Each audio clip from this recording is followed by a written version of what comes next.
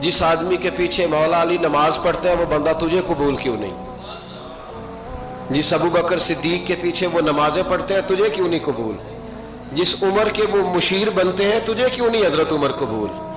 और जिस उस्मान गनी के बारे में मौला अली की ये राय है कि इमाम हसन और हुसैन को तलवारें दे के हजरत उस्मान के दरवाजे पर खड़ा करके कहा बेटा यहाँ खड़े रहना, कोई दुश्मन उस्मान के करीब ना आने पाए।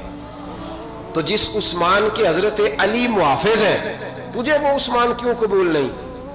याद रखो, हम लानत भेजते हैं फिरका वारियत पर, उम्मत को तबाह करते हैं वो लोग जो फिरका वारियत पैदा करते हैं। लेकिन आपको बताऊं, जिस जमात से आपका ताल्लुक है ना, उस जमात की उम्मत मुस्लिमा को जरूरत है। क़यामत भी 10 मुहर्रम को आएगी, जुमे का दिन होगा। तो मैं आज दिल को हाजिर नाजर रख के, अपनी तबीयत को हाजिर पाके बाशऊर आपको कह रहा हूं, जाग के सुनना खुदा का वास्ता। आप उस जमात से ताल्लुक रखते हैं, अगर काफिर के सामने इस्लाम का कोई चेहरा पेश हो सकता है तो सिर्फ सुन्नी का चेहरा पेश हो सकता है। खत्म हो गई बात। वरना कोई सहाबी का बेअदब है, कोई अहले बैत नबुव्वत का, आज मुझे कह लेने दो, खोल के कह लेने दो। लोग दलीलें देते फिरते हैं, कहते हैं जी एक वो पेंट कोट वाला मौलवी है, उसने ऐनक भी लगाई है, दाढ़ी भी रखी है, पेंट कोट भी पहनता है, उसने जी 1500 बंदा एक दिन मुसलमान कर दिया, एक दिन 1000 मुसलमान कर दिया। पर पता है वो बदबख्त कहता क्या है? वो कहता है अमीरुल मोमिनीन यजीद रदी अल्लाह तआला अन्हु। मैं क्या करूं उसके 1500 मुसलमान को या 2000 उसके कलमा और बोल जी बड़ी दलीलें देता है। वो दलीलें संभाल के रखे, वो दलीलें जो जी बड़े लोग उसके साथ होते हैं। तो करबला के मौके पर ज्यादा लोग यजीद के साथ थे, ज्यादा लोग। हम कसरत के कायल नहीं, हम हक के कायल हैं। हम अब छोड़ दो बात, दलाइल की तरफ आओ। अजीब तमाशा है। और एक मौलवी साहब उसकी हिमायत कर रहे थे, कहते नहीं बंदा ठीक है, वो भूल गया था, असल में कसूर उबैदुल्लाह इब्ने ज़ियाद का था, असल में गलती अमर बिन साद की थी, तो यजीद को ज्यादा इल्जाम नहीं देना चाहिए। मैंने कहा बड़ी तुम्हारी करीबी रिश्तेदारी है यजीद के साथ, तो अल्लाह से दुआ क्यों नहीं मांगते कि तुम्हारा हशर यजीद के साथ करे? मांगनी चाहिए ना दुआ। क्या ख्याल है आपका? हम अल्हम्दुलिल्लाह जुमे वाले दिन मस्जिद में बैठ के दुआ करते हैं, या अल्लाह हमारा हशर इमाम हुसैन के गुलामों में करना। तो तू भी करना, जुर्रत कर, जुर्रत हमारी जुर्रत देख। हम ये नहीं कहते उनके साथ कर, हम कहते हैं या अल्लाह हमारा हशर उनके, हमारी जुर्रत देखो, हम उनके गुलामों में, कदमों में, नौकरों में बैठने को वो दुआ मांग रहे हैं, या अल्लाह हमारा उनके गुलामों में, गुलामों के। तू भी जुर्रत कर दलेरी, कर जुर्रत, क्या या अल्लाह मेरा हशर यजीद के साथ कर दलेरी। अगर इतना ही अच्छा था तो बेशर्मो इतना जुल्म ना करो, इतनी ज्यादती, इतना जुल्म ना करो, ये जुल्म है। इमाम हुसैन जुमे वाले दिन खुतबा पढ़ने लगे, जुमे से पहले इमाम हुसैन ने खुतबा पढ़ा और आपने एक जुमला कहा जो हमेशा याद रखा जाएगा। आपने फरमाया यजीद को जाके बता दो कि मुझ जैसा तुझ जैसे की बैत नहीं कर सकता। ओ क्या फिक्रा है इमाम अली मकाम का। फरमाने लगे मुझ जैसा तुझ जैसे की बैत, और आप फरमाने लगे बताओ इस वक्त पूरी दुनिया में कोई नबी का नवासा मौजूद है मेरे सिवा? हजरत आदम से लेकर मुस्तफा करीम तक इस वक्त पूरी दुनिया में कोई नबी का नवासा है? और फरमाया अगर मैं ही हूं पूरी कायनात में, लोग कहते हैं फलाना लामा साहब की तबलीग बड़ी है, हमसे बड़ा कौन होगा तबलीग की बात करने वाला? लेकिन डरो अल्लाह से, डरो, गुमराह न करो कौम को। यहां तबाही उतर गई है, कोई बड़ी दाढ़ी रख के माज़ अल्लाह ताला अहले बैत के बारे में बकवास करता है, और कोई बिल्कुल दाढ़ी मुंडा के नंगा सर करके मिंबरों पे नाचता है और सहाबा के बारे में बकवास करता है। मेरे मुस्तफा के पास अगर अबू बकर आए हैं तो वो भी शान वाले हैं, और अगर बीबी आयशा सिद्दीका उनके बिस्तर पे रही है तो वो भी शानों वाली है। मौला अली शेर खुदा के बारे में जो बात करे पक्का बेईमान है। अजीब तमाशा लग गया है जी। जो रब नबी पाक के जिस्म के करीब मक्खी नहीं आने देता, वो गंदा बंदा हुजूर के करीब आने देता है? अजीब तमाशा है। उम्मत को तबाह कर रहे हो, काफिर को मौका दे रहे हो ये कहने का कि तुम्हारे नबी के पास बैठने वाले ठीक नहीं थे। अगर हुजूर के पास बैठने वाले ठीक नहीं थे तो बाद वाले कैसे ठीक हो गए? تو یہ باز آنا چاہیے ان بے شرموں کو، یہ امت میں تفرقہ ڈالتے، بے حیائی کرتے۔ سنو اور یاد رکھو، حضرت امام حسین نے خطبہ پڑھا نا جب جمعے والے دن، فرمایا مجھے پہچانو تو میں کون ہوں؟ تو عمر بن سعد بولا، پکے نمازی بولے۔ عمر بن سعد کہنے لگا حسین جلدی کر، ہمارا جمعہ لیٹ ہو رہا ہے۔ بلے ہو نمازیو، جلدی کر ہمارا، آئے ہائے کیا نماز ہے! یعنی نبی پاک کے نواسے کو شہید کریں گے اور شہادت کے بعد جمعہ پڑھیں گے اور نماز میں کہیں گے اللہم صلی علی محمد وعلی آل محمد۔ ان کو شہید کر کے قتل کر کے جمعے کا خطبہ دیا جا رہا ہے اور نماز پڑھی جا رہی ہے اللہم صلی علی محمد وعلی۔ تو میرا سنی بڑا بھولا ہے، کہتا ہے جی وہ زیادہ نمازیں پڑھتے ہیں۔ تو زیادہ نمازیں تو عمر بن سعد بھی پڑھتا تھا، تو بھولا۔ او خدا کے دیکھیں نا، جتنی نماز کی اخلاق کی بات شاید میں کرتا ہوں، آپ کو جماعت میں کم لوگ ملیں گے، لیکن یاد رکھنا نماز عقیدہ نہیں، روزہ عقیدہ نہیں، عقیدہ حسین ہے، عقیدہ حسن ہے، عقیدہ علی ہے، عقیدہ عثمان غنی ہے، عقیدہ عمر فاروق ہے۔ میں اس شخص کو کیا کروں؟ مجھے اس شخص کی کیا ضرورت ہے جو ممبر پہ بیٹھ کے کہتا ہے حسین ابن علی باغی تھے؟ وہ شخص، اس کی نماز روزہ آج زکوٰۃ دیکھا جائے گا؟ آؤ قرآن مجید سورہ شورا آیت نمبر 23، گھر جا کے قرآن مجید کھولو، یہ والی آیتیں بھی پڑھا کرو، یہ والی بھی کھولا کرو۔ صحابہ جمع ہو کے نبی پاک کے پاس آئے، عرض کی یا رسول اللہ صلی اللہ علیہ وسلم آپ کے خرچے زیادہ ہیں، آمدن کا ذریعہ کوئی نہیں۔ جس طرح آج لوگ ہر پیر صاحب سے نہیں پوچھ رہے، علامہ صاحب سے، کہ آپ کام کوئی نہیں کرتے، کپڑے پھر بھی سفید پہنتے ہیں، کیا ذرائع آمدن ہے، پھر بھی آپ گاڑی میں گھومتے ہیں۔ ہمارا تو پروگرام تھا مولوی بھوکا مر جائے، پر اس کے پاس آتے ہیں تو یہ تازی چائے پلاتا ہے۔ کیا مطلب، کس طرح کا رویہ ہے؟ صحابہ کے بار وہ یہ نہیں سوچتے تھے آتے کہاں، وہ کہتے تھے آگے بڑھ کے حصہ ڈالے۔ وہ سارے آگے بڑھے، کہا یا رسول اللہ صلی اللہ علیہ وسلم اخراجات زیادہ ہیں، ذرائع آمدن بظاہر کوئی نہیں، نذرانوں پہ اعتراض نہ کیا کرو، نذرانہ دینا نبی پاک کی سنت ہے، نذرانہ قبول کر لینا نبی پاک کی، بولو، حضور کی سنت ہے۔ تو صحابہ جمع ہو کے آئے، ایک جگہ پہ میٹنگ کی، کہا تھوڑے سے پیسے ہر مہینے پیش کریں گے۔ تو حضور سے بات کون کرے گا پیسوں کی؟ کہا ہم نے نہیں کرنی، نبی پاک کے چچا جناب عباس کریں گے۔ حضرت عباس رضی اللہ تعالیٰ عنہ کے ذمہ لگایا گیا، جناب عباس آئے، حضرت عباس رضی اللہ تعالیٰ عنہ پیسے لے کے آئے، اور سیانے بندے تھے، انہوں نے بڑی سمجھداری والی، عقل مندی والی بات چھیڑی۔ یہ نہیں کہا کہ حضور ہم یہ نذرانہ دیں گے، کہنے لگے یا رسول اللہ ہمیں پتہ ہے آپ کی مذہبی مصروفیت اتنی ہے کہ آپ کو ٹائم نہیں ملتا کاروبار کرنے کا، اگر آپ کام کریں گے تو پھر آپ کس طرح کر کے دین کا کام ہو سکے گا، اور یا رسول اللہ آپ نے جو ہمارے لیے کیا ہے اس کا ہم بدلہ نہیں دے سکتے، ایک حرف کا بدلہ نہیں دے سکتے، حضور یہ تھوڑا سا نذرانہ ہر مہینے لایا کریں گے، قبول کر لیں۔ نبی پاک کے سامنے رکھا ہی تھا کہ اللہ کا قرآن بول پڑا، کا کل لا اسألکم علیہ اجرا، محبوب ان سے فرما دو کہ میں نے تمہارے لیے بڑی تکلیف سہی ہے، پر میں تم سے کوئی اجر نہیں مانگتا، تم سے کوئی اجر نہیں مانگتا، ہاں اگر تم نے کچھ کرنا ہے الا المودۃ فی القربى، تو میرے قریبیوں سے پیار کرتے رہنا، میری ختیجہ سے پیار کرنا، میری عائشہ کا ادب کرنا، میرے قریبیوں کا احترام کرنا۔ یا رسول اللہ ازواج تو گھر میں ہے ہی، قریبی کوئی اور بھی خاص ہے جس کا ادب کرنا ہے؟ تو نبی پاک نے فرمایا ہاں علی، فاطمہ، علی اور فاطمہ کی اولاد، فرمایا ان کا ادب کرتے رہنا، اس کا مطلب یہ ہوگا کہ تم نے میرے ساتھ بڑا ہی اچھا سلوک کیا ہے۔ کہا ان کا ادب کرنا، جناب علی، سیدہ فاطمہ، اور دونوں کی ان کا ادب کرنا فرائض دین، اہل بیت کا ادب کرنا فرائض۔ کچھ لوگ کہتے ہیں کچھ لوگ جی سید بن گئے ہے نہیں، پر تو میں کہ جڑے بن گئے انہوں نے اللہ آپ ہی پوچھ لے گا، تو ادب کر، جڑے بن گئے نے اللہ۔ شیخ الاسلام والمسلمین حضرت خواجہ قمر الدین سیالوی رحمت اللہ تعالی علیہ، دو بندے خواجہ صاحب سے ملے ہیں تو ان کو پتا تھا کہ خواجہ صاحب سیدوں کا بڑا احترام کرتے ہیں، تو دو بندے آ گئے کچھ لینے کچھ مانگنے، تھے فراڈ دونوں، टांगे से उतरे तो सियाल शरीफ के रास्ते में दरमियान में प्रोग्राम बनाया कि सुना है ख्वाजा साहब सैयदों का बड़ा अदब करते हैं, सैयद ना बन जाए। बन भी जाते हैं ना लोग, वो सैयद ना बन जाए तो ठीक है जी बन जाओ, बन गए सैयद।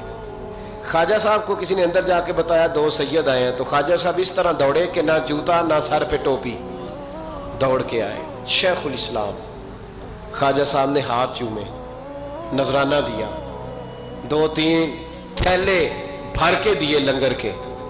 जब वो जाने लगे ना तो ख्वाजा साहब उनके साथ बाहर तक आए, जहां उन्होंने सैयद होने का प्रोग्राम बनाया था वहां तक साथ आए, उनको रवाना किया। उनमें से एक बंदा खुद ही बोल पड़ा, कहने लगा हुजूर यहाँ लोग दरवाजे तक छोड़ने आते हैं या गाड़ी तक? ना दरवाजा ना गाड़ी, आप दरमियान में रुखसत करने आए, समझ नहीं आई। तो ख्वाजा साहब फरमाने लगे तुम यहीं सैयद बने थे, यहां तक अदब करना जरूरी था। यहां तुम सैयद बने थे, यहां तक अदब करना, पीछे तुम सैयद नहीं हो तो मैं कैसे अदब करूं? जहां तक तुम सैयद हो वहां तक अदब करना।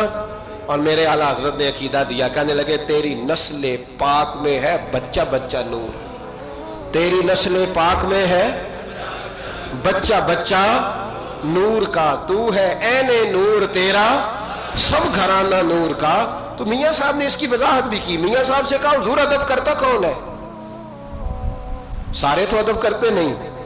तो मैं दूर नहीं ना जाता, पुराने मुहद्दिसीन नहीं पूछता, ये कश्मीर में मियां मोहम्मद बख्श साहब से पूछ लेते हैं हुजूर अदब करता कौन है? तो मियां साहब फरमाने लगे असला नाल जे नेकी करिए। किना नाल? असला नाल जे नेकी करिए तो नस्ला ताक नहीं भुल दे। हाँ बेअसला नाल नेकी करिए तो फुल कंडिया नाल तुल दे। बेअसला फरमाने लगे जो असल होगा ना इखलाक का, किरदार का, खानदान का असल, वो हमेशा मुस्तफ़ा के सहाबा का भी एहतराम करेगा और अहले बैत नबूवत का भी इनका अदब करे। सुने नबी पाक ने क्या फरमाया, तिरमिजी में हदीस है, नबी पाक ने खुतबा हुज्जतुल विदा दिया। लोग हमें कहते हैं नमाज रोजा हज ज़कात इससे आगे ना जाओ, हुजूर ने खुतबा दिया, फरमाया मैं तुम्हें 2 चीजें दे के जा रहा हूं, अगर थाम के रखोगे तो गुमराही तुम्हारे पास नहीं आएगी। या रसूलल्लाह कौन कौन सी? फरमाने लगे एक मैं तुम्हें कुरान दे के जा रहा हूं, दूसरा अपना खानदान दे के जा रहा हूं। इनको थाम के रखना, गुमराही कभी तुम्हारे पास, इनको थाम। सुनो हजरत उसामा बिन ज़ैद रदी अल्लाह ताला, हजरत उसामा आप फरमाते मुझे नबी पाक से कोई काम था, ये भी तिरमिजी की हदीस है, कहते हैं मैं हुजूर से मिलने गया तो मैंने ना हुजूर से बात छेड़ी, नबी पाक से मैंने जिक्र छेड़ा। जब वो बात मैंने करनी शुरू की ना तो हुजूर ने चादर ओढ़ी हुई थी, बुक्कल जिसको मारते हैं, कहते हैं चादर ओढ़ी हुई थी, तो नबी पाक की ना चादर में 2 चीजें हरकत कर रही। तो जनाब उसामा बिन ज़ैद रदी अल्लाह ताला अन्हु फरमाते हैं बात करते करते मेरी तवज्जो जब उधर गई तो मैं असल बात ही भूल गया। मैं कहना कुछ चाह रहा था, मेरी जुबान से कुछ निकल रहा था, क्योंकि जब तवज्जो बट जाती है ना, इसलिए तवज्जो बट जाए तो फिर लफ्जों का हुस्न बरकरार नहीं रहता। तो जनाब उसामा बिन ज़ैद कहते हैं मैं कहना कुछ चाह रहा था, मेरे मुंह से निकलता कुछ और था। तो सरकार समझ गए, तो हुजूर सल्लल्लाहु अलैहि वसल्लम मुस्कुरा के कहने लगे भूल गए हो ना बात? तो मैंने कहा हुजूर भूल गया हूं। तो कहते मैं भी इनसे कब से कह रहा हूं कि बाद आ जाओ, लेकिन ये नहीं आ रहे। कहते मैं और परेशान हुआ कि ये किन से हुजूर कह रहे हैं। तो नबी पाक ने चादर मुबारक को खोला, एक बगल से इमाम हसन निकले, दूसरे से इमाम हुसैन निकले। यहां भी मुल्ला परेशान है, बड़ी टेंशन में है। कहता है जी हर नाना ही अपने नवासों से प्यार करता है। तो मैंने कहा बेवकूफ, ये आम नाना नहीं, ये वो वाले नाना है जिनके बारे में अल्लाह कहते हैं वमा यंतिकु अनिल हवा इन हुवा इल्ला वह्यु यूहा। फरमाया मेरे महबूब उतनी देर तक बोलते ही नहीं जब तक मैं हुक्म नहीं कर देता। तो इमाम हसन और हुसैन का प्यार भी अल्लाह का हुक्म था, इसलिए हो रहा था। फरमाते जब नबी पाक की बगलों से वो दोनों निकले ना, तो मैंने हुजूर की आंखों में चमक देखी, नूर देखा। और जैसे बंदा किसी से प्यार करता है तो चेहरा भी बता नहीं रहा होता, आजकल की जुबान में कहते हैं बॉडी लैंग्वेज, उसकी बॉडी लैंग्वेज भी बताती है कि ये जो बात कर रहा है ना ये तारी है। तो महबूब फरमाने लगे उसामा ये दोनों मेरे बेटे हैं, ये दोनों मेरे बेटे हैं क्योंकि मेरी बेटी के बेटे हैं। और फरमाया उसामा मैं इनसे बड़ा प्यार करता हूं, काश उम्मत इन लफ्जों को समझ जाए। حضور نے فرمایا میں ان سے بڑا پیار کرتا ہوں، میں بڑا پیار کرتا ہوں، اور میں نے رب سے دعا کی ہے یا اللہ جو ان سے پیار کرے تو اس سے پیار کرنا۔ میں نے یہ دعا کی ہے اے اللہ جو ان سے پیار کرے تو اس سے بھی پیار کرنا۔ حضرت امام حسنین، پہلی بات یہ ہے کہ ان کا پیار ایمان کا حصہ ہے، ان کا پیار ایمان کا حصہ ہے، ان سے جو پیار نہ کرے گا وہ صاحب ایمان۔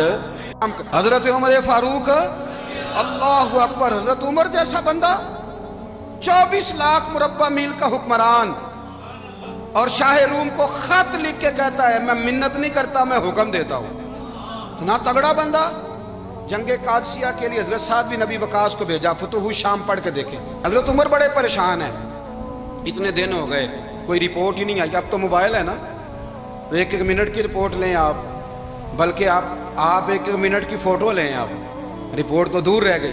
حضرت عمر فاروق رضی اللہ تعالیٰ عنہ بڑے پریشان ہیں کہ قادسیہ میں حضرت سعد بن ابی وقاص کے ساتھ لوگ جہاد کرنے گئے، رپورٹ کوئی نہیں آ رہی۔ اتنے پریشان تھے کہ باہر نکل کے نا اس رستے پہ بیٹھ جاتے جو رستہ قادسیہ کی طرف سے آتا تھا، جو بھی آتا جاتا پوچھتے جنگ کے کیا حالات ہیں۔ ادھر جب اللہ نے فتح دے دی نا تو حضرت سعد بن ابی وقاص رضی اللہ تعالیٰ عنہ نے نا ایک قاصد کو خط دے کے بھیجا، کہنے لگے عمر کے پاس جاؤ، انہیں اطلاع دو کہ الحمدللہ اللہ نے اسلام کو فتح عطا کر دی۔ یہ حضرت عمر کو جا کے دینا، وہ بڑے پریشان ہوں گے۔ وہ جو اس زمانے میں اس طرح ہوتا تھا کہ کئی دور دور سے صحابہ جو دوسرے شہروں کے ملکوں کے رہنے والے ہوتے تھے وہ بھی آ کے شامل ہو جاتے تھے جہاد میں۔ کوئی ایک دفعہ مدینے آیا، کوئی 2 دفعہ آیا، پھر اپنے اپنے علاقوں میں۔ بہت سارے لوگوں نے زیادہ دفعہ حضرت عمر کو دیکھا بھی نہیں تھا۔ وہ جو قاصد خط لے کے آیا تھا نا، اس نے 1 دفعہ دیکھا تھا، حضرت عمر بوڑھے ہو گئے، وہ پہچانتا نہیں تھا۔ ادھر سے وہ خط لے کے آ گیا، حضرت عمر مدینے سے باہر نکل کے اس روڈ پہ بیٹھے تھے جو قادسیہ سے آتا تھا۔ جب وہ اس آدمی کو آتے دیکھا تو حضرت عمر اٹھ کے کھڑے ہو گئے، فرمانے لگے قادسیہ سے آ رہے ہو؟ وہ کیا کہتا ہے؟ پھٹے پرانے کپڑے، ٹوٹے ہوئے جوتے، سر پہ پرانی پگڑی، کہنے لگے غلام مدینے کے رہنے والے ہو؟ حضرت عمر کہنے لگے ہاں مدینے کا ہوں۔ کہا میں قادسیہ سے آیا ہوں، الحمدللہ اللہ نے اسلام کو فتح دے دی ہے، الحمدللہ کفر کی کمر ٹوٹ گئی ہے۔ اس نے یہ بات کر کے تو گھوڑے کو ایڑی لگائی، گھوڑا دوڑنے لگا مدینے کے، حضرت عمر بھی ساتھ ساتھ دوڑ رہے ہیں۔ فرمانے لگے اچھا بتاؤ خالد بن ولید کا کیا حال ہے؟ تھوڑا آگے جا کے فرمانے لگے اسامہ بن زید کیسے ہے؟ وہ کہتے ہیں ٹھیک ہے۔ پھر اس نے اور گھوڑا، عمر ساتھ ساتھ دوڑ رہے ہیں، ساتھ ساتھ 24 لاکھ مربع میل کا حکمران، ایک جوتا پیر سے نکل گیا، عمر دوڑ رہے ہیں۔ آگے جا کے پوچھتے ہیں سعد بن ابی وقاص کا کیا حال ہے؟ کہا حضور وہ بھی ٹھیک ہے۔ کتنے لوگ میرے شہید ہو گئے مسلمانوں میں سے؟ کہنے لگا صحیح گنتی کا نہیں پتا، یہ لفظ ادا ہوتے ہوتے مدینے کی سرحد آ گئی۔ لوگوں نے عمر کو گھوڑے کے ساتھ دوڑتے دیکھا تو کہا امیر المومنین کیوں دوڑ رہے ہیں؟ وہ غلام چھلانگ لگا کے نیچے آیا، قدموں میں بیٹھ گیا، کہنے لگا حضور آپ نے بتایا ہی نہیں آپ امیر المومنین ہیں۔ آپ فرمانے لگے کیا بتاتا؟ میں تو اونٹ چرانے والے کا پتر ہوں، کیا بتاتا؟ وہ عمر ہوں جس نے اپنے گناہوں کا حساب دینا ہے، کیا بتاتا؟ جو سعد بن ابی وقاص کو جہاد پہ بھیج کے خود بزدلوں کی طرح گھر میں بیٹھا ہے، کیا بتاتا؟ کوئی حیثیت نہیں، کوئی تار۔ تو نے اچھا کیا، تو مجاہد تھا، مجھے ساتھ ساتھ دوڑایا، تو نے اچھا کیا۔ جتنے لوگ تھے چیخیں مار کے رونے لگے۔ حضرت فاروق اعظم سے کہنے لگے عمر جب تک تیرے جلوے رہیں گے اللہ کامیابیاں ہی عطا فرمائے گا، جب تک تیرا رنگ رہے گا اللہ تعالیٰ نوازتا ہی رہے گا۔ کچھ نہیں کبھی اپنا آپ ظاہر ہی نہیں کیا۔ بہت بڑے تھے، بہت بڑے تھے حضرت عمر، بڑے تھے۔ حضرت ابو رافع غلام تھے، قرآن پاک بڑا سونا پڑھتے تھے۔ حضرت عمر جب بھی انہیں ملتے کہتے ابو رافع تو عمر سے اچھا ہے، قرآن بڑا شاندار پڑھتا ہے۔ تو وہ کہتے حضور اگر میں قرآن صحیح پڑھتا ہوں تو آپ کو قرآن کی تشریح زیادہ صحیح آتی ہے، آپ بھی تو مجھ سے افضل ہیں۔ تو آپ فرماتے نہیں پھر بھی تو مجھ سے افضل ہے۔ کیوں؟ اس لیے کہ تو اپنے آقا کی نوکری بھی ٹھیک کرتا ہے اور رب کی عبادت بھی ٹھیک کرتا ہے، اور مجھے خالص صرف عبادت کرنی ہوتی ہے وہ بھی ٹھیک نہیں کر پاتا۔ ساری زندگی اپنا محاسبہ، ساری زندگی اپنے گریبان میں دیکھا، ساری زندگی اپنے آپ کو پرکھا، اپنے آپ کو ٹٹولا۔ 62 سال عمر بیت گئی۔ حضرت حذیفہ بن یمان ایک صحابی تھے، میرے نبی کریم علیہ السلام نا ان سے راز کی باتیں کرتے تھے، ہر بندے کا آزما ٹھیک نہیں ہوتا، سب سے راز کی بات نہیں کرنی چاہیے۔ حضرت حذیفہ بن یمان کہتے ہیں حضور راز کی باتیں بتاتے ہیں۔ مدینہ منورہ میں جو منافقین تھے ان کی لسٹ بھی نبی پاک نے حضرت حذیفہ بن یمان کو دی تھی۔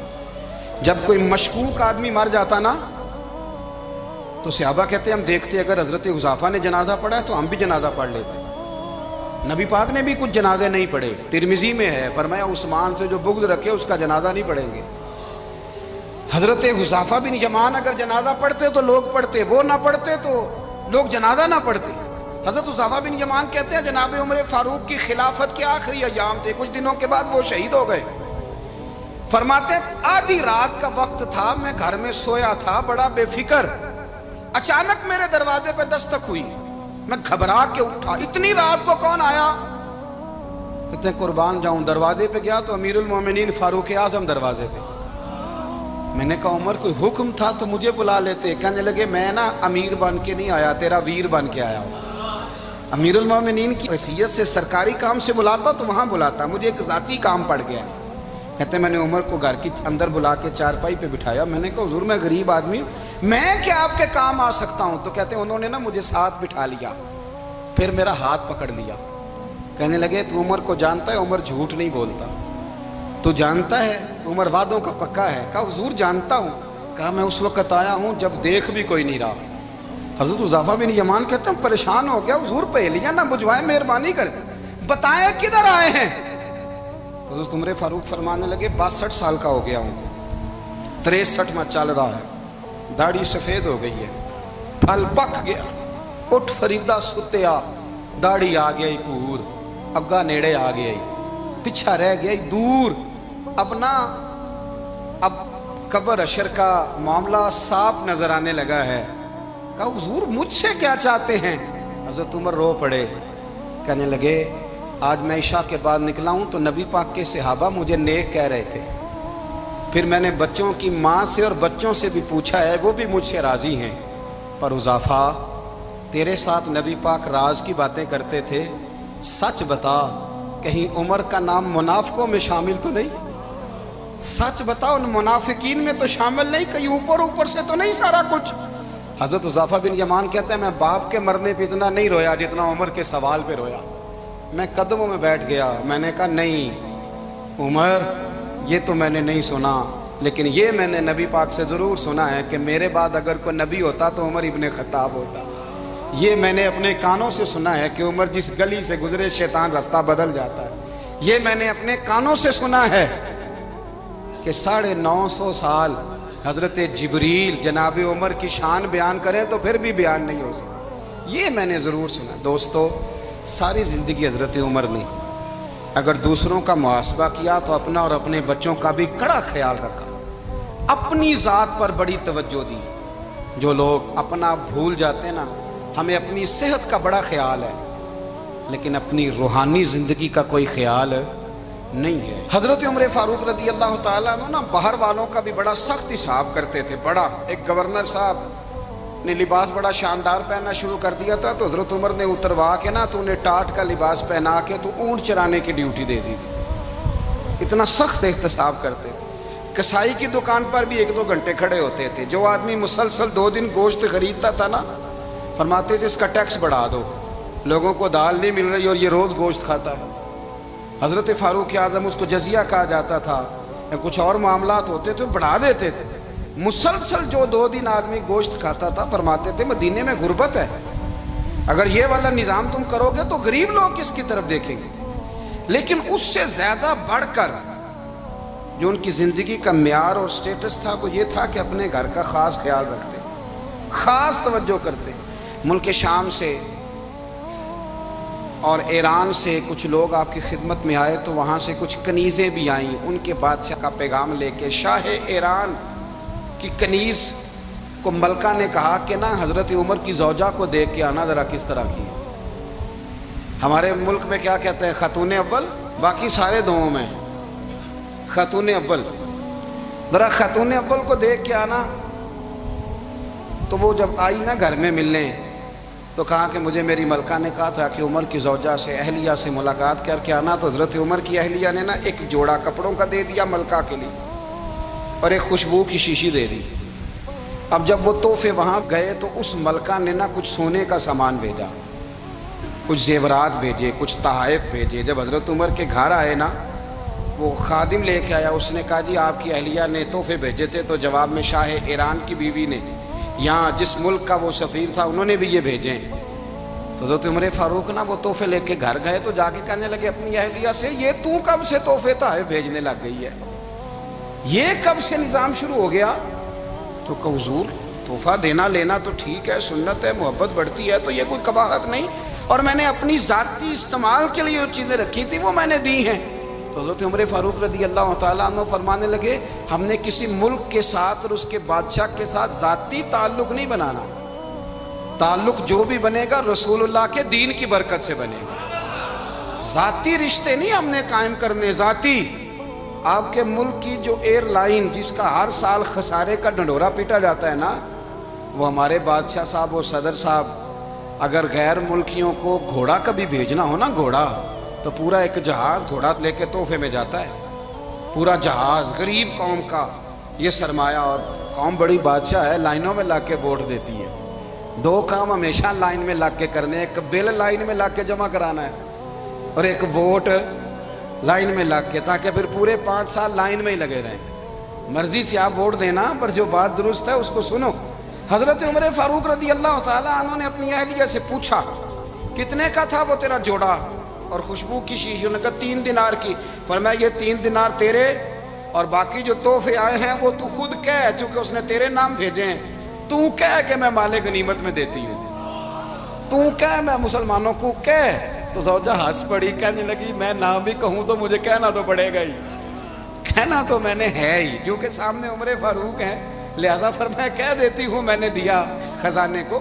حضرت عمر نے جمع کرا لیا۔ میں یہ کیا بات ہے، میرے گھر والے جو مرضی کریں، ان کا معیار زندگی جس طرح کا مرضی ہو۔ اور حضرت عمر ایک جملہ کہا کرتے تھے، اللہ کرے کہ یہ باتیں اس دور حاضر میں ہماری سمجھ میں آئیں۔ حضرت عمر فاروق رضی اللہ تعالیٰ عنہ اپنے بچوں کو فرمایا کرتے تھے کہ بہت آدمی کو بھوک لگی ہو نا، اور پھر اس کی پسند کا کھانا پکا ہو، جتنے شوق سے وہ اس کھانے کو دیکھتا ہے نا، فرمایا اس طرح پوری قوم اپنے بادشاہوں کے خاندان کو دیکھتی ہے، اس تیزی کے ساتھ دیکھتے ہیں کہ ان کے گھر میں کیا ہو رہا ہے، ان کا معیار زندگی کیا ہے، ان کا سٹیٹس کیا ہے۔ آپ کے بچے دونوں کاروبار کے لیے مصر گئے، ایک بہت بڑا قافلہ گیا مدینے سے مصر تجارت کے لیے، تو یہ گئے تجارت کے لیے، تو حضرت عبداللہ ابن عمر، حضرت عبید اللہ ابن عمر، حضرت عمر کے دونوں بیٹے گئے۔ جناب عمر فاروق کے بچے جب وہاں پہنچے تو مصر کے گورنر نے نا لوگوں کو تعارف کرایا کہ یہ عمر فاروق کے بیٹے ہیں۔ ایک چھوٹی سی بات کر دوں، یہ چودھری کے بیٹے کو کون بتاتا ہے کہ تو چودھری کا بیٹا ہے؟ باہر والے بتاتے ہیں، گھر والے۔ اور سیٹھ صاحب کے بیٹے کو کون بتاتا ہے کہ تو سیٹھ صاحب کا بیٹا ہے؟ اور مالک کو کون بتاتا ہے کہ تو مالک کا بیٹا ہے اور یہ کرایہ دار ہے؟ یہ کون بتاتا ہے؟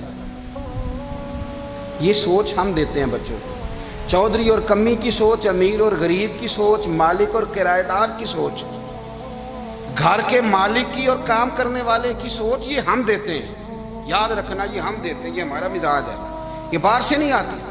تو کوئی شہزادہ ہے، تو سیٹھ ہے، تو نواب ہے، یہ سوچ باہر سے نہیں آتی، یہ اماں سوچ دیتی ہے، اماں، یہ ابا سوچ دیتا ہے۔ اور پھر جب تباہی اترتی ہے تو اس کے ذمہ دار بھی باہر والے نہیں ہوتے، گھر والے ہوتے ہیں، گھر والے۔ ہمارے بچوں کی طبیعتوں پر زیادہ نقش باہر والوں کا نہیں ہوتا، گھر والوں کا ہوتا ہے، یاد رکھیے گا۔ حضرت عمر فاروق رضی اللہ، بچے ہیں، شہزادے ہیں، وہ کاروبار کرنے گئے اور وہاں بتایا گورنر صاحب نے کہ یہ فاروق اعظم کے بچے، امیر المومنین کے۔ لوگوں نے ان سے زیادہ مال خریدا، تجارت میں زیادہ نفع ہوا۔ ظاہر ہے کہ وہ آپ کے جو اللہ خیر کرے حکمران ہیں، ان کے کاروبار کتنے ملکوں میں ہیں، کس بنیاد پر ہیں؟ صرف اس بنیاد پر کہ وہ حکمران رہے، ان کے لیے آسان تھا بڑے لوگوں سے تعلقات بنانا۔ حضرت عمر فاروق رضی اللہ تعالیٰ عنہ کے بچے ڈھیروں مال کما کے جب واپس آئے نا، تو حضرت عمر سے آ کے بچوں نے بطور محبت کا، ابا جی اللہ نے بڑا ہی فضل کیا ہے، بڑا مال کمایا الحمدللہ، یہ دیکھیں کتنا نوازا ہے۔ تو حضرت عمر کہنے لگے سارے قافلے نے اتنا ہی کمایا ہے، سارے قافلے نے اتنا ہی کمایا ہے؟ तो हुजूर नहीं, सारे काफिले ने इतना नहीं कमाया, सबको इतना नहीं मिला। वो तो वहाँ गवर्नर साहब ने लोगों को तारुफ कराया था कि ये उमर के बच्चे हैं, तो लोगों ने फिर हमसे बड़ा ही खरीदा।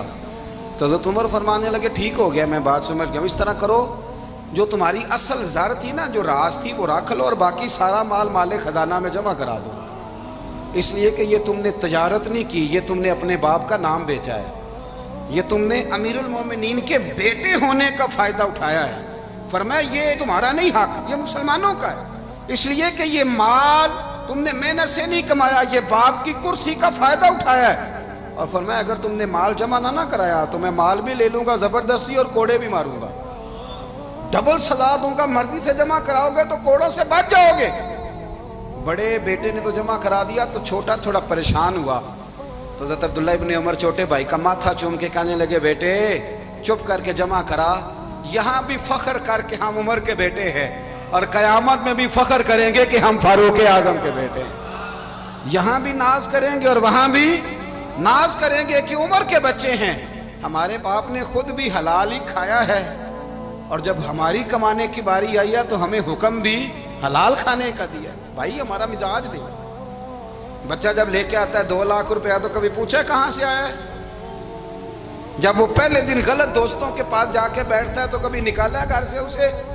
ये बहुत सारे खमियाजे हमें इसलिए भुगतने पड़ते हैं कि हम इब्तदा में सुराख बंद नहीं करते, जब उसमें शिकाफ पड़ जाता है, सैलाब आता है तो हमें होश आती है। हज़रत उमर ने अपने घर में निगरानी रखी, कड़ी निगरानी। ज़्यादा नमाज घर में पढ़ते थे हज़रत उमर, नफली नमाजें ज़्यादा क्यों भला? मेरे साहब मुझे हुक्म देते थे कि फ़र्द नमाज के अलावा नमाजें घर में पढ़ना, बच्चों को आदत पड़ेगी, ज़ौक़ पैदा होगा, उनको पता चलेगा कि हमारे घर में 5 वक्त कोई और काम भी होता है। भाई याद रखें कि आपने अगर सजदा करना है तो बच्चा लेट जाएगा, उसे पता को नहीं सजदा क्या है। लेकिन जब घर में कभी कुरान अब्बा जी खोल ही ना, मैं अक्सर कहता हूँ जब अब्बा जी का मूड बन जाए ना लेक्चर देने का, वो घर में शुरू हो जाते हैं, कहते हैं आप लोग नमाज नहीं पढ़ते इसलिए मेरे कारोबार में बरकत कोई नहीं, तुम सवेरे कुरान पाक नहीं खोलते तो मैं तबाह हो गया। तो मियाँ आपने कब घर में कुरान पाक खोला था? आपने कब नमाज पढ़ी? आपने कब घर के अंदर अल्लाह रसूल का जिक्र किया था? आपने कब हदीस छेड़ी? आपने भी तो घर के अंदर जब भी आप आए हैं तो आपने वही कुछ किया जो दुनियादार करते हैं। आप भी तो अपना मोबाइल लेके अलग कोने में बैठ गए। आपने भी तो कहा है कि अब तुम्हारे चैनल खत्म, अब मेरी मर्जी वाला चलेगा। तो जो आपने किया है बच्चे भी वही काम करेंगे। आपने भी गपशप लगाई है तो वो भी लगा रहे हैं। ये समझ लें, जो काम आप करेंगे आप अपने बच्चों की सीरत में उसका जलवा देख लेंगे। बड़ी पक्की सी बात है कि आपको बच्चे की आदतें देख के समझ आ जाएगी कि मैं भी यही करता था और ये भी।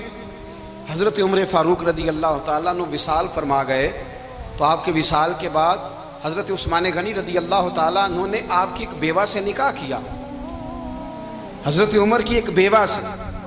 जब वो आपके निकाह में आई तो कहने लगी हज़रत उस्मान गनी से कि हुजूर ना तो मैं खूबसूरत हूँ और ना मैं जवान हूँ, ना आपकी कोई खिदमत कर सकती हूँ, मेरे साथ निकाह करना समझ में नहीं आया। क्या शानदार जवाब दिया हज़रत उस्मान गनी ने, क्या खूबसूरत जवाब दिया। फरमाने लगे मैंने इसलिए निकाह नहीं किया कि मुझे तुम्हारे हुस्न से दिलचस्पी थी या तुम्हारी खिदमत की ज़रूरत थी, मैंने तो इसलिए निकाह किया है कि मुझे बताओ उमर फारूक घर के अंदर अपने रब की इबादत किस तरह करते थे, वो कुरान पाक किस तरह पढ़ते थे, वो रोया कैसे करते थे, इस्तिग़फ़ार का तरीका क्या, किस वक्त किस अंदाज में वो अपने रब को याद करते थे। इसलिए कि उमर कई दफ़ा घर से आता था तो मैं उसके चेहरे पर नूर देखा करता था, मैं रोशनी देखता था, एक म्यार देखता था। निकाह इसलिए किया है कि मुझे उमर की जो घर के अंदर की इबादत है उससे आगाह करो, ताकि उस्मान गनी भी चाहते हैं उस तरह के अमल करो जिस तरह के उमर फारूक करके गए हैं। भाई जब तक हम अपने घर में वो तवज्जो नहीं देंगे, वो मिजाज देखे ना, हमारे घरों में जब नक्शा पास होता है तो टीवी लान भी उसमें होता है, ड्राइंग रूम भी होता है, नमाज की जगह भी होती है नक्शे में। सहाबा जब घर बनाते थे तो एक मस्जिद बैत का नक्शा पास करते थे, जहन में रखते थे कि ये कोना नमाज के लिए, वहाँ जूते लेके कोई नहीं जाएगा, वहाँ नमाज पढ़ी जाती थी, औरतें वहाँ इतिकाफ करती थी। टीवी लान तो आ गया है और घर के अंदर टीवी रखने के लिए तो एक कमरा अलग से बना दिया गया है, और अब जो नए नक्शे पास हो रहे हैं उसके अंदर घरों के अंदर जगह बनाई गई है जहाँ कंप्यूटर रखे जाएंगे। اور بچوں کے لیے وائرنگ ہوگی نیچے تاکہ انہیں کوئی مشکل درپیش نہ ہو. یہ ساری چیزیں ہم نے نہانے کے لیے گھروں کے اندر اتنے اتنے بڑے واش روم بنائے ہیں کہ لگتا یہ ہے کہ سوائے نہانے کے اور کام ہی نہیں کوئی گھر میں ہوگا. ہر چیز آ گئی، پر اللہ کرے کوئی تفسیر بھی ٹیبل پہ پڑی نظر آئے، کوئی حدیث کی کتاب بھی ٹیبل پہ پڑی نظر آئے. اللہ کرے کہ جس طرح ابا لطیفہ سن کے آتا ہے تو جب تک سنا نہ لے اسے ہضم نہیں ہوتا. اللہ کرے کہ وہ جمعے میں بیان سن کے جائے تو اس کا بھی دل کرے میں اپنے بچوں کو سناؤں. وہ نبی پاک کی کوئی حدیث کہیں سے سنے تو گھر جا کے سنائے. جب تک یہ معیار نہیں بنتا آپ کیسے توقع کرتے ہیں کہ گھر کے اندر اللہ کی رحمتیں نازل ہوں گی؟ آپ یہ کیسے توقع کرتے ہیں کہ گھر کے اندر وہ معیار اور وہ مزاج بنے گا؟ حضرت عمر فاروق نے ذاتی زندگی پر جو توجہ دی، گھر والوں کے معیار پر جو توجہ دی حضرت عمر فاروق رضی اللہ تعالیٰ عنہ نے، وہ بھی بڑی دیدنی ہے. حضرت ابو موسیٰ اشعری کو نا آپ نے وزیر خزانہ بنایا تھا، تو حضرت ابو موسیٰ اشعری کہتے ہیں کہ حضرت عمر کو شیخ خزانے میں رہنے تو دیتے نہیں تھے. ایک دن نا میں صفائی کر رہا تھا اس کمرے کی جس میں خزانہ رہتا تھا. ہمارے تو ملک میں جو جاتا ہے وہ صفائی کر کے ہی جاتا ہے، اللہ خیر کرے. اور خیر معیار بدلتا ہے.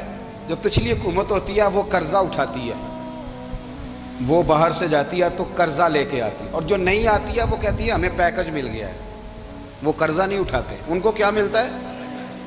یعنی پچھلی نے قرضہ لیا تھا اور ہم نے، واہ جی واہ کیا خوبصورت انداز ہے. اس کا نام بدل کے نا، انہوں نے قرضہ لیا تھا اور ہم نے، میں کہا بڑے شاندار سیانے بندے ہو گئی. حضرت سیدنا ابو موسیٰ اشعری کہتے ہیں کہ میں نے نا مال غنیمت کی صفائی کی تو 1 دینار مجھے نا کہیں پڑا ہوا مل گیا. تو فرماتے ہمیں اجازت ہوتی تھی کہ 1 دینار ہم اپنی مرضی سے کہیں خرچ کر سکتے تھے. اگر آپ ناراض نہ ہوں تو ہمارے ہاں جب چیئرمین صاحب، ناظم صاحب ٹھیکے دیتے ہیں تو ٹھیکیدار ان کا چھوٹا بھائی ہوتا ہے، یا چچا کا بیٹا ہوتا ہے، یا خالہ کا بیٹا ہوتا ہے. وہ خود ناظم ہوتے ہیں اور ان کا چھوٹا بھائی ٹھیکیدار ہوتا ہے. یعنی وہ نا سارا کچھ گھر کے اندر ہی رہتا ہے. گھر کے اندر ایک پیسہ دیتا ہے، دوسرا واپس اس کو واپس کر دیتا ہے، گھر کے اندر ہی. اب تو خیر ہمارے لوگ سمجھدار ہو گئے. ایک بندہ ایک سیاسی جماعت میں ہوتا ہے، دوسرا دوسری میں، اور تیسرا جس کی بھی حکومت آئی حکومت تو ہماری رہے گی نا. ایک بندہ تو ہے نا اس جماعت میں. یہ اچھا لوگوں نے ایک طریقہ نکالا ہے. تو حضرت عمر کے بیٹے گزر رہا تھا تو حضرت ابو موسیٰ اشعری کہتے ہیں میں نے صفائی کی تو 1 دینار نکلا. تو میں نے وہ 1 دینار نا حضرت عمر کے بیٹے کو دے دیا.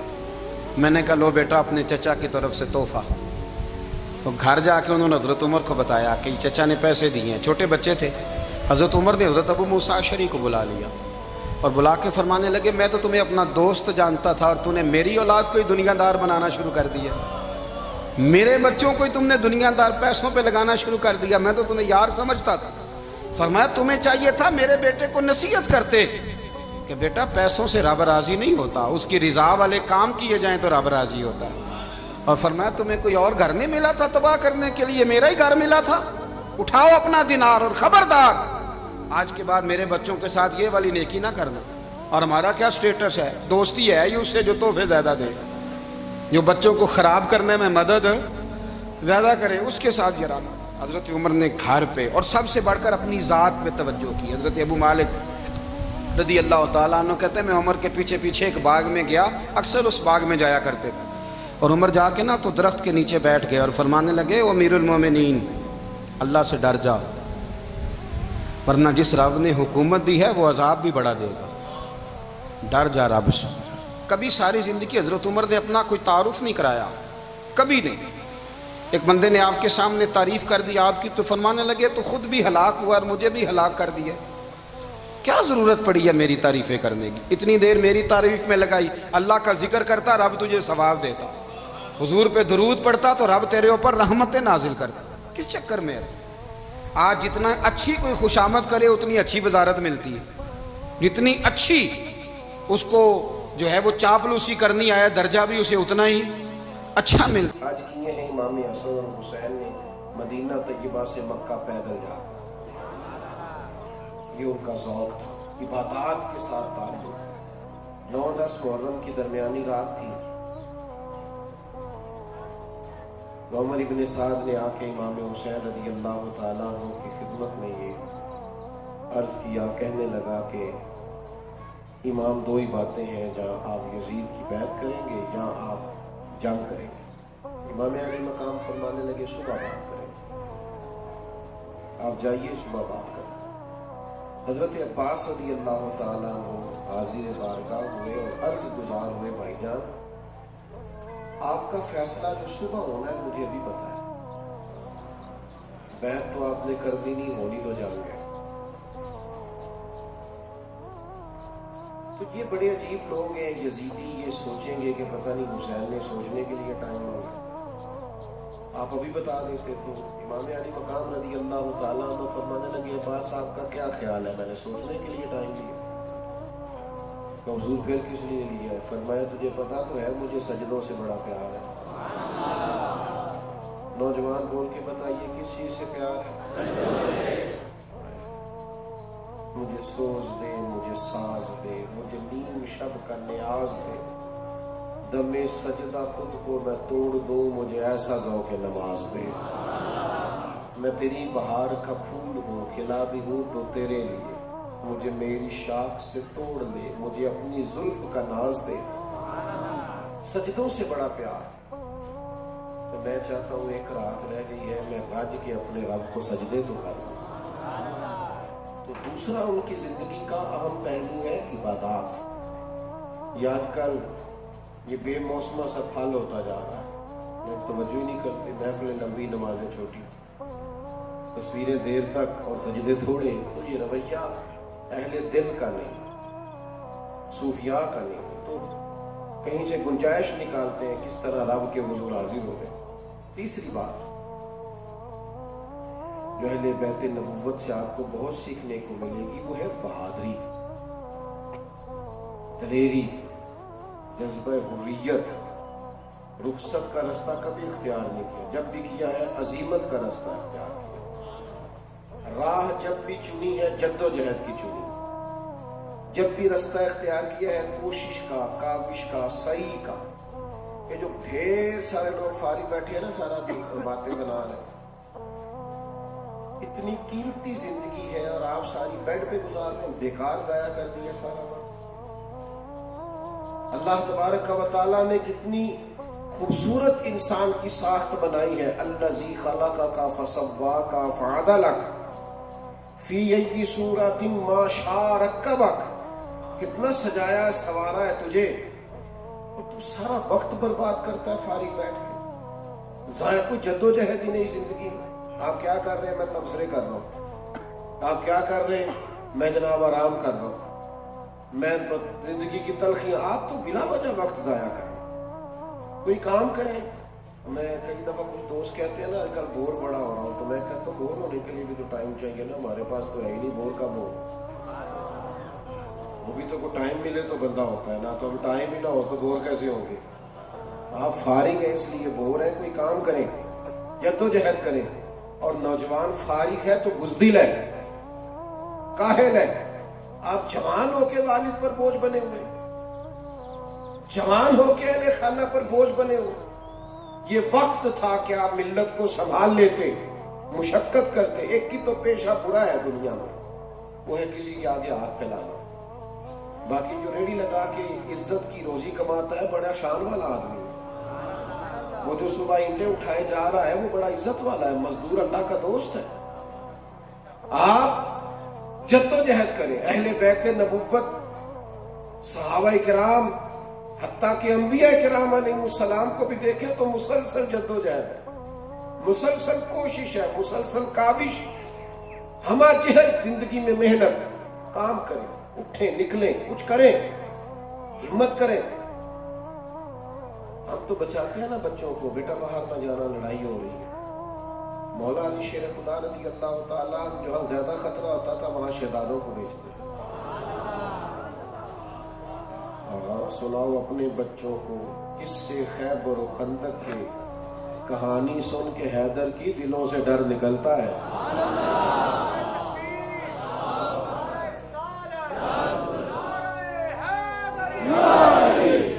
جس دن بلوانیوں نے سیدنا عثمان غنی رضی اللہ تعالیٰ عنہ پہ حملہ کیا، سب سے زیادہ خطرہ دروازے پہ تھا۔ حضرت مولا علی شیر خدا رضی اللہ تعالیٰ عنہ نے اپنے دونوں شہزادوں کو تلواریں دے کے دروازے پہ کھڑا کیا، تو میں بیٹا کوئی شخص بھی تمہارے خالو تک پہنچ نہ جائے گا، یہاں کھڑے رہے، سخت جگہ جی وہاں کھڑا کیا، بچوں کو بزدلی سکھا رہے ہیں، ڈر سکھا رہے ہیں، ان کے مزاجوں کے اندر کاہلی پیدا کر رہے ہیں، آرام پسندی ہمارا مزاج بن گیا، طبیعت ایسی ہے، بستر پہ تو تب جانا چاہیے جب بندہ پورا تھک جائے اور پورا جو ہے اس کی طبیعت چور ہو جائے، ورنہ جب تک آپ بیدار ہیں آپ کام کریں، جدوجہد کریں۔ آج کل سب سے زیادہ کیا کام ہوتا ہے؟ موبائل دیکھنے کا کام، یہ کوئی کام ہے؟ زندگی موبائل کے باہر ہے، اندر زندگی نہیں ہے۔ آپ موبائل کے اندر زندہ نہ رہیں، آپ باہر نکلیں، آپ دنیا کو دیکھیں۔ تو آپ کربلا میں بھی دیکھیے کہ دلیری جذبہ، گھر میں ایک میت ہو جاتی ہے تو لوگ کئی دن آنکھیں نہیں کھول پاتے۔ امام علی مقام نے کتنی مقدس لاشوں کو اٹھایا، لیکن پھر بھی جب منبر گھوڑے پہ بیٹھے ہیں تو ڈرے ہوئے نہیں بیٹھے، سہمے ہوئے نہیں بیٹھے، آنکھوں میں آنسو لیے نہیں، بلکہ امامہ باندھا ہے، ذوالفقار حیدری اپنے ہاتھ میں پکڑی پورے جذبے اور وارفتگی کے ساتھ، اور پھر گھوڑے پر بیٹھے ہیں تو پھر خطبہ دیا۔ کوئی کسی جگہ کمزوری نہیں، کوئی کسی جگہ تھکاوٹ نہیں، کوئی ان کے لہجے کے اندر کسی قسم کی کسی شخص نے سستی نہیں دیکھی، وقار ہے، دبدبہ ہے، تنتنا ہے، لہجے کی حرارت، لفظوں اور جملوں میں طاقت ہے۔ یہ کمزور باتیں کرنا، تھکی باتیں کرنا، کچھ بھی نہیں ہو سکتا، حالات بڑے خراب ہو گئے ہیں، یہاں کوئی کچھ نہیں کر سکتا، یہ تو آپ جان چھڑاتے ہیں اس طرح کی باتیں کر کے۔ آپ کرنا کچھ نہیں چاہتے، اس لیے اس طرح کے جملے اپنی زندگی میں استعمال کرتے، خوب جدوجہد۔ اور پھر چوتھا سبق اہل بیت سے اور ان کا جو پیغام ہے جو ہم نے سیکھنا ہے وہ ہے کہ کامیابیاں سویرے نہیں مل جاتی، محنت کریں، نتیجہ اپنے رب پہ چھوڑ دیں۔ نہیں سمجھ رہے آپ؟ مومن کی شان یہ ہے کہ محنت کرے اور نتیجہ، جو نتیجہ مانگتا ہے نا، نتیجہ، اس نے خدمت نہیں کی، اس نے تجارت کی۔ جو نتیجہ مانگتا ہے اس نے عبادت نہیں کی، تجارت کی۔ آپ خدمت کریں، دین کی ڈیوٹی کریں، نتیجہ اللہ پہ چھوڑ دیں، وہ جس طرح کا چاہے اپنے فضل سے نتیجہ عطا کرے، جیسا چاہے وہ نواز دے۔ آپ دیکھیے نا، ڈھیر سارے انبیاء ہیں، قرآن مجید کہتا ہے کہ بعض انبیاء کو شہید تک کر دیا گیا، تو ان کے دل میں جو کام تھا وہ کام انہوں نے کیا، اللہ سے نتیجے کا مطالبہ، جو اللہ فیصلہ اپنے کرم سے کر دے۔ امام علی مقام رضی اللہ تعالیٰ عنہ شہید ہو گئے، اپنے اون و انصار کے ساتھ، اپنے گھر والوں کے ساتھ، قبیلے والوں کے ساتھ کربلا میں شہادت ہو گئی۔ چھوٹے بچے سے لے کر امام علی مقام تک وجود سے سر جدا ہو گئے۔ تو کیا سویرے یزید کی حکومت ختم ہو گئی تھی؟ پھر اگلے دن 10 محرم کو یہ شہید ہوئے تو کیا 11 کو انقلاب آ گیا؟ نہیں، تو 3.5 سال 4 سال بعد نے لکھا ہے 4.5 سال تک حکومت کر گیا۔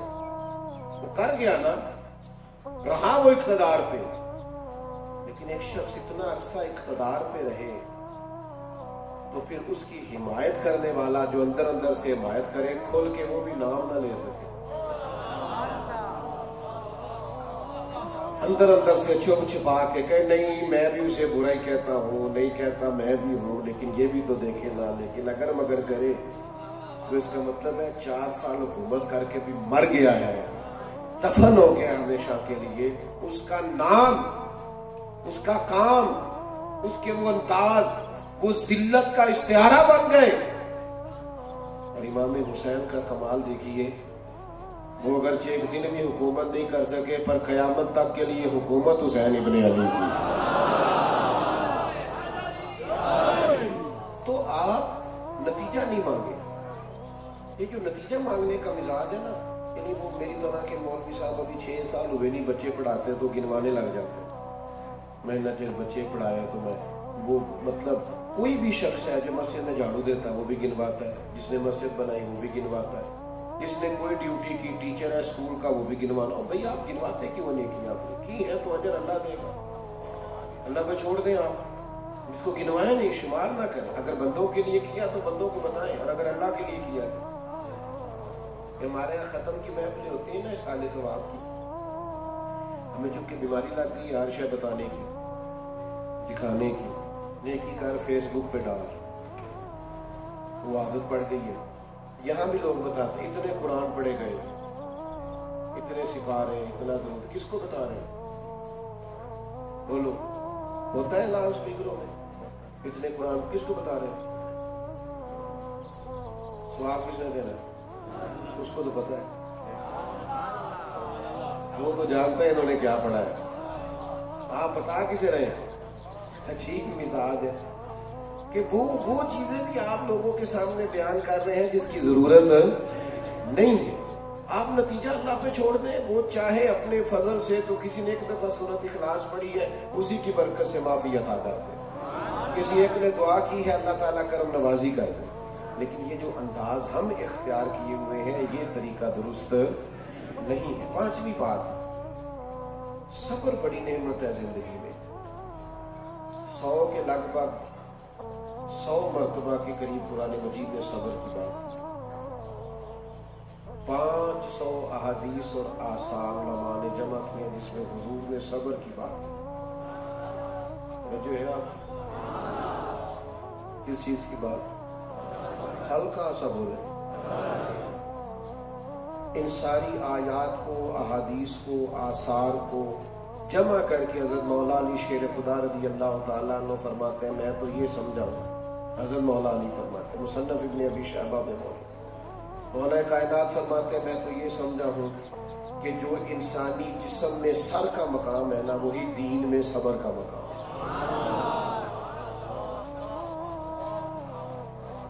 آپ نے ماشاءاللہ مجھے بڑی داد دی. اب آپ ناراض ہونے لگے ہیں مجھ سے، میں آپ کو ناراض کرنے لگا ہوں.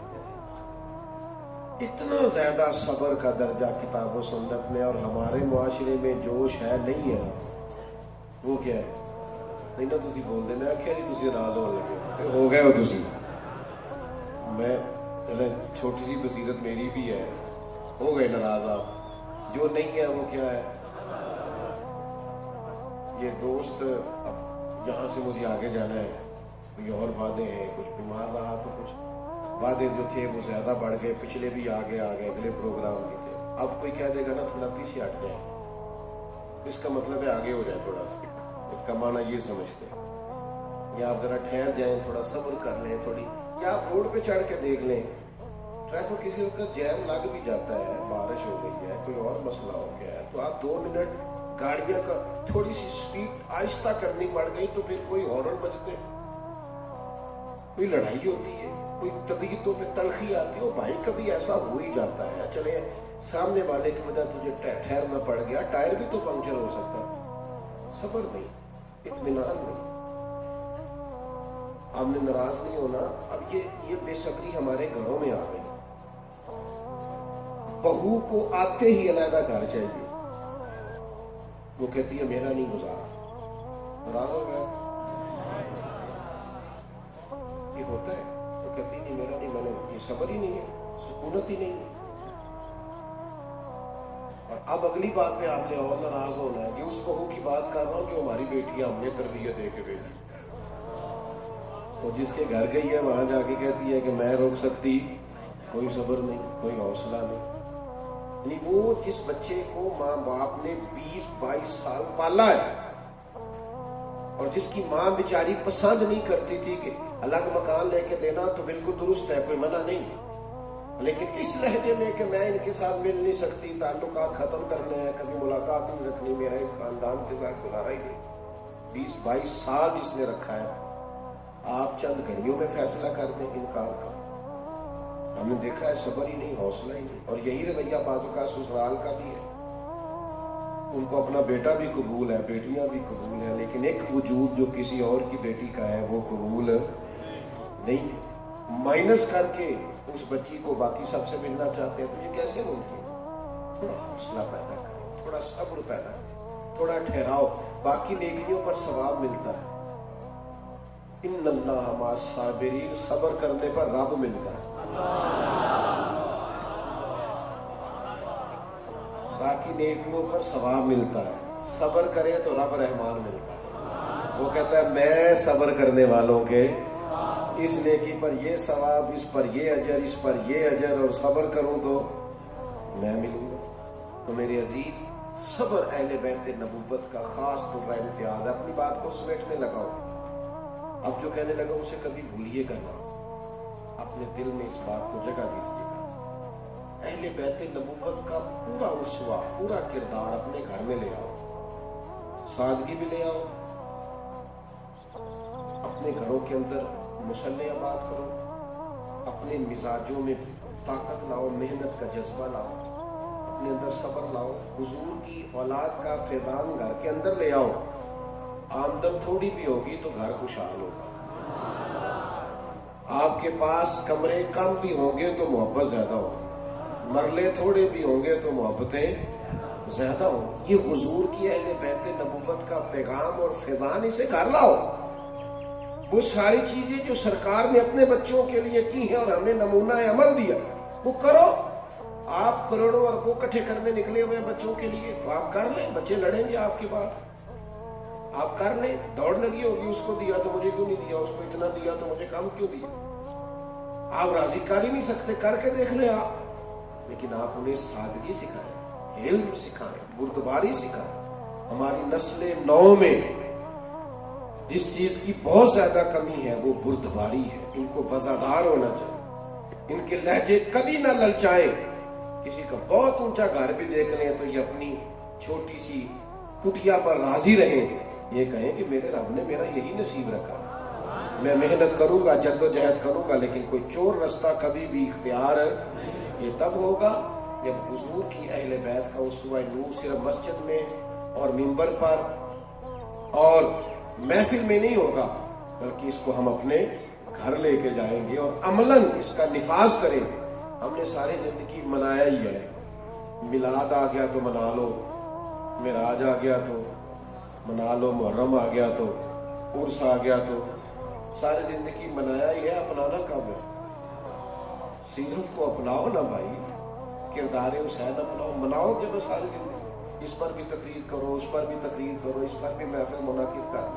تو آپ اب اپنانے کا رستہ اختیار کریں۔ اللہ کے حضور دعا کرتا ہوں جو کہہ سکا ہوں اللہ قبول فرمائے۔